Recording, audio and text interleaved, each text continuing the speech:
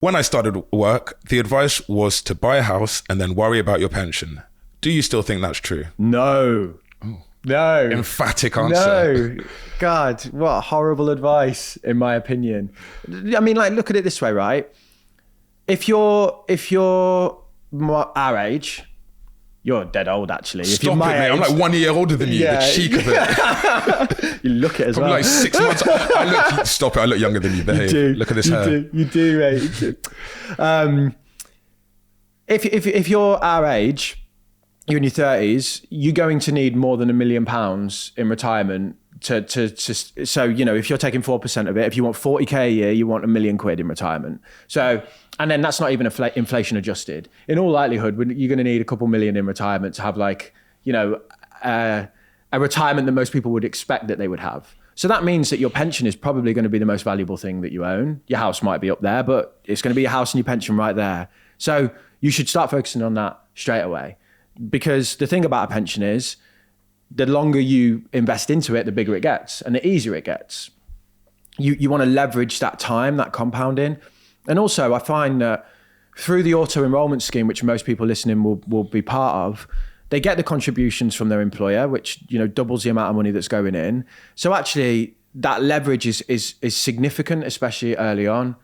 I think even if you're up to your eyeballs in personal debt, you're homeless, blah, blah, blah, but you've got a job, you should be paying into that pension, because most people, after tax deductions and all of that, they don't really notice the money all that much. It kind of just gets fired away.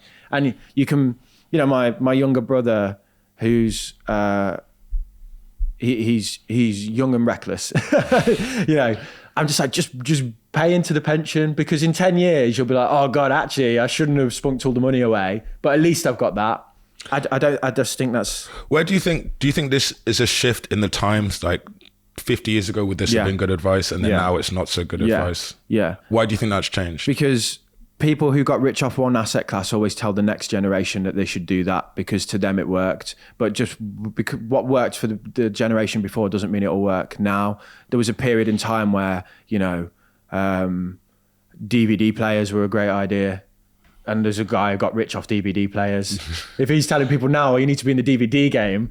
To be fair, physical media is making a comeback. But do you know what I mean? There was a time when like the guy who invented the tire or whatever, like Blockbuster, and these times change. Previous generations. There was a time when you could jump on the housing market at 4 times your income and ride that sucker all the way up and 10 bang your money in a few generations, in like 30 years. Yeah. It's not that feasible anymore. And for your nan to be like, oh, you know, just buy bricks and mortar, that's what we did. Yeah. It's like, well, it was a lot cheaper.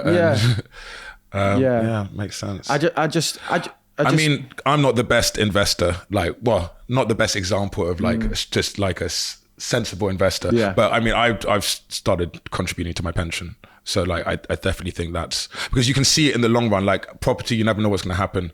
But like with your pension, you're going to use it and it's going to be valuable and you can see it growing. So it's... This generation of people who say, oh, buy a house and don't worry about your pension have probably got defined benefit pension schemes that pay them a guaranteed income.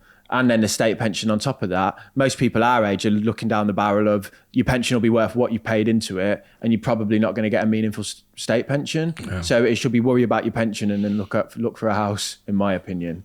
Nice. You know, your house doesn't make you rich. It's just like on paper money. Your pension is what's going to pay for your Werther's Originals. Werther's Originals. Nice. Underrated sweet, mate. That and Fisherman's Friends. What are Fisherman's Friends? That's got to be a northern one.